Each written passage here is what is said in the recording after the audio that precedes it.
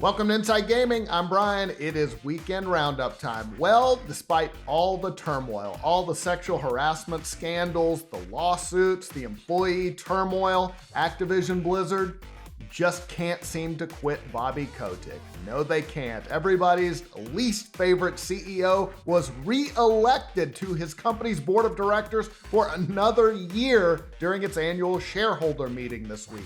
Incredibly, 91% of the shareholders voted to keep Activision Blizzard's current board of directors because they have done a bang-up job. Why not keep them around? What could be even worse than what's going on right now? Some people just fail up and up and up, and they never stop going up. That's what's wrong with everything. Anyway, this is all despite the fact that Kotick in particular has been in the center of the maelstrom around Activision Blizzard that has been going on for the better part of a year now. You might remember, obviously, all the scandals with Blizzard. Then last November, the Wall Street Journal published a blockbuster report claiming that Kotick knew of allegations of employee sexual misconduct throughout the company for years. The article claimed that Kotick, who has led Activision Blizzard for the last 26 plus years and is one of the highest paid CEOs in the country, minimized the problem to the company's board. So they're like, yeah, we got to get this guy back. He's doing a bang up job. Oh, and Kotick also was accused of mistreating multiple women who worked for the company. He also left a voicemail in 2006 threatening to have an assistant killed. Charming. Again, we got to get this guy back. He is killing it. No pun intended. So in the aftermath of the Wall Street Journal article, there was a ton of fallout last year. Activision Blizzard employees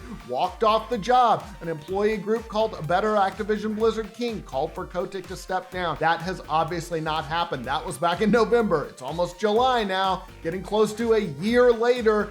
Bobby is still here. He is hanging on like a barnacle, baby. Meanwhile, there's still that ongoing lawsuit from the California Department of Fair Employment and Housing that accuses the company of having a frat boy workplace culture. But don't worry, guys. Activision Blizzard says that everything is fine. Not to worry. Last week, they announced that an internal investigation found no evidence of widespread harassment or systemic harassment. So yeah, Activision Blizzard doesn't have a problem. According to Activision Blizzard, it's all insane. It's nuts. And you got to wonder if Kotick, while he's still there, maybe is just a lame duck pending the acquisition of Activision Blizzard by Microsoft, because surely Microsoft would not leave him in charge after they take over. But then again, literally nothing about this story surprises me anymore. Meanwhile, Activision Blizzard shareholders did bite back a little bit against leadership. They voted in favor of a non-binding proposal that would have the company publish regular reports on their efforts to stop workplace discrimination and harassment. The proposal actually came from the New York State Comptroller, Thomas DiNapoli, and it requests that the company share information, including compensation data, their total number of sexual harassment settlements, their progress around more quickly resolving harassment and abuse complaints, and total pending complaints. The key word in all of this, though, is non-binding. The Gamer reported that Activision Blizzard stopped short of agreeing to this non-binding proposal, but they said they would, quote, carefully consider the proposal to enhance our future disclosures. So do not hold your breath. Meanwhile, there's also a proposal to nominate an employee representative to Activision Blizzard's board. This was something that organizing employees were really in favor of. Well, it was shot down by shareholders, with only 5% voting in favor. So I guess the shareholders are like, as long as our money's not being messed with, we do not care. So yeah, a bummer of a story once again, like everything that has to do with Activision Blizzard. Anyway, guys, let's talk about happier things. RTX, it is right around the corner, July 1st through 3rd here in Austin. And guys, it's gonna be awesome. Come see, I'm gonna be doing some stuff at RTX.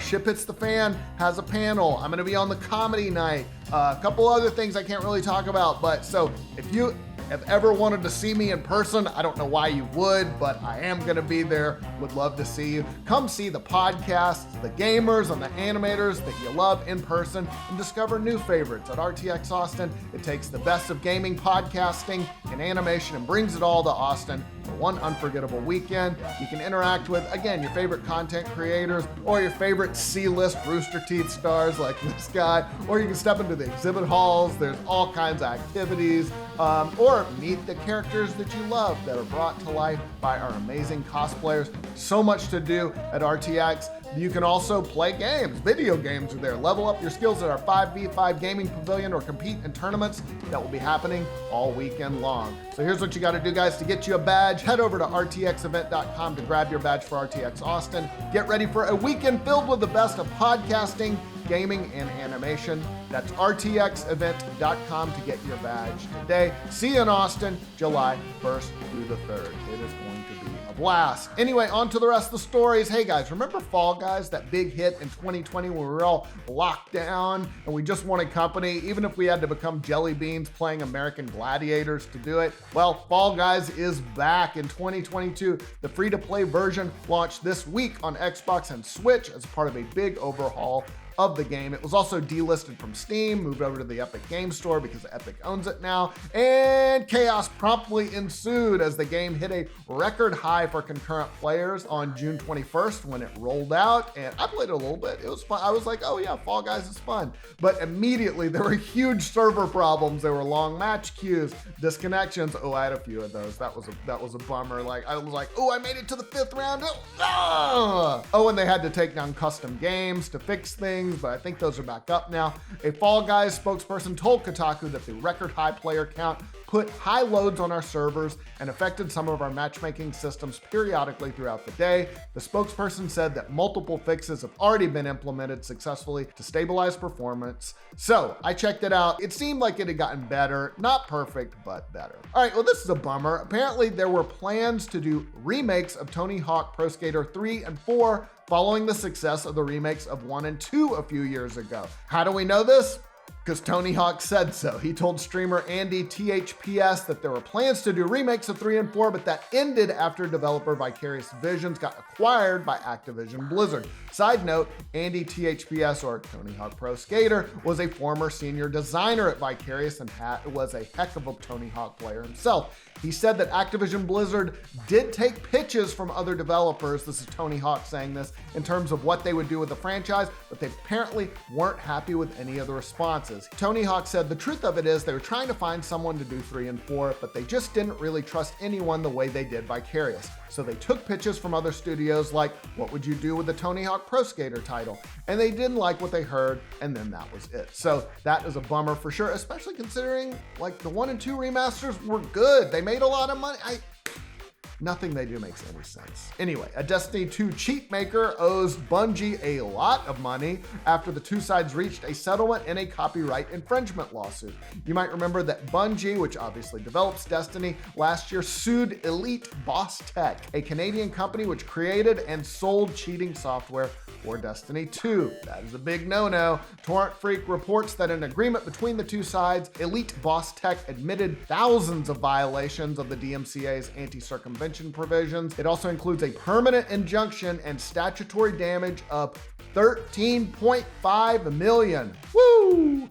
The agreement has not been signed off on yet by a judge, but that is probably just a formality. All right, so this is a little strange. Apparently, there is a shortage of Xbox wireless controllers. They are very hard to come by in lots of the world. This is particularly the case in Europe. Video Games Chronicle reports that in the UK, there aren't any controllers in any color in lots of retailers like Games, Smiths, Argos, Curry, or even the official Microsoft store. Other users on Reset Era said they've also had trouble finding controllers in various countries, including Australia, France, the Netherlands, and Germany. That's a lot of Europe. Xbox confirmed the shortage to VGC, blaming supply disruptions, adding, "We're working as fast as possible with our manufacturing and retail partners to improve this." Hasn't seemed to affect the US yet, but who knows? It could be coming. All right, time for a 5-second review.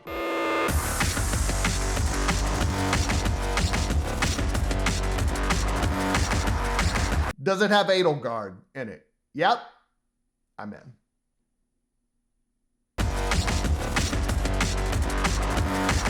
All right, let's talk about the games coming out next week. First up, MX versus ATV Legends. Race your way to victory on bikes, ATVs, and UTVs in MX versus ATV Legends, featuring massive new open environments, plus a career mode that lets you experience all the risks and rewards of becoming a world-famous professional rider. Become an off-road racing legend in your own right. Your time is now. It comes to PC, PS5, Xbox Series X, PS4, and Xbox One June 28th. Cuphead, the Delicious Last Course DLC. We don't do a lot of DLCs, but this is a good one. Brothers Cuphead and Mugman are joined by the clever adventurous Ms. Chalice for a rollicking adventure on a previously undiscovered Inkwell Isle. With the aid of new weapons, magical charms, and Ms. Chalice's unique abilities, players will take on a new cast of fearsome, larger-than-life bosses to assist the jolly Chef Saltmaker in Cuphead's final challenging quest. Comes to PC, Xbox One, and Switch June 30th. The Galactic Junkers. Become the space captain you always wanted to be. There are just a few problems though. Your ship needs work, there's a price on your head, and your crew are idiots, aren't they always? Seek your fortune and truth in the Galactic Junkers, a comedic space combat adventure game. Comes to PC, PS4, and Xbox One June 30th. More DLC that's really good that we should talk about. Monster Hunter Rise Sunbreak. The world of Monster Hunter Rise gets bigger and deeper with this massive expansion featuring new monsters, new locales, and more. Renowned as the fierce flame of Kimura, since the event of Monster Hunter Rise, you must set sail to uncover the cause of a terrible threat facing a kingdom across the sea. Arriving in Elgato Outpost, you discover that the abnormal events threatening this kingdom are caused by terrifying monsters known locally as the Three Lords. In addition to these new enemies, you must also face old foes as series monsters not featured in Monster Hunter Rise make their return. It comes to PC and Switch June 30th. And last but not least, F1 2022. Enter the new era of Formula One in EA Sports F1 2022, the official video game of the 2022 FIA Formula One World Championship. Take your seat for a new season as redesigned cars and overhauled rules redefine race day. Test your skills around the new Miami International Autodrome and get a taste of the glitz and glamour in F1 life. It comes to PC, PS5, Xbox Series X, PS4, and Xbox One July 1st. That's all the news I got for you this week, guys. I hope you're having a great weekend. We'll see you soon.